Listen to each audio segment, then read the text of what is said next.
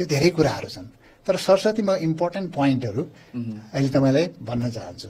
अब पहिलो कुरा चाहिँ लोड सेडिङ हुनुमा चाहिँ यो औद्योगिक ग्राहक र घरायसी ग्राहकमा प्राथमिकता उहाँहरूको औद्योगिक ग्राहकलाई परेको थियो प्राथमिकता पहिलो कुरा है।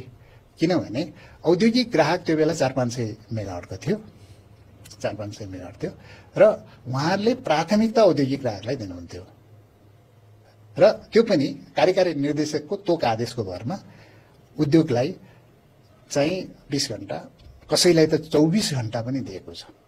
म तपाईँलाई डाटा दिन सक्छु। त्यो बेला कार्यकारी निर्देशकले तोक लागेको तोक आदेशहरू म तपाईँलाई दिन सक्छु। विधि चाहिँ त्यो थिएन त्यतिबेला, तोक लगाएर दिएको छ, तोक लगाएर दिएको छ। त्यो डाटा तत्कालीन कार्यकारी निर्देशकले तोक लगाएर दिएको 24 घण्टा यसलाई दिनु, 18 घण्टा यसलाई दिनु, 19 घण्टा यसलाई दिनु, 20 घण्टा यसलाई दिनु भन्नेको डाटाहरू मसँग छ। अनि अर्को कुरा चाहिँ लोड सेडिङ हुनुमा इन्भर्टर र ब्याट्रीको व्यापार थियो।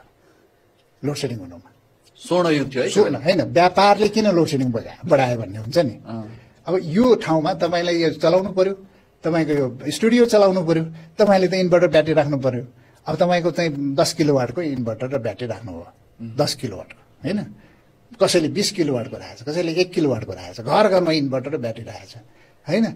अब त्यो चाहिँ देशभरि हिसाब गर्न काठमाडौँमा मात्रै 300-400 इन्भर्टर ब्याट्री 400 मेगावाटको बराबरको है, देशभरि 600-700 मेगावाटको चाहिँ इन्भर्टर र ब्याट्री बिक्री भइसकेको थियो त्यो बेला।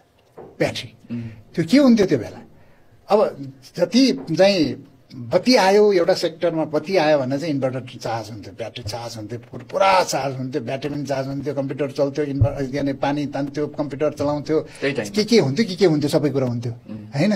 अनि बत्ती जानासाथ त्यो इन्भर्टर र ब्याट्री डिस्चार्ज हुन्छ, ब्याट्री डिस्चार्ज हुन्छ।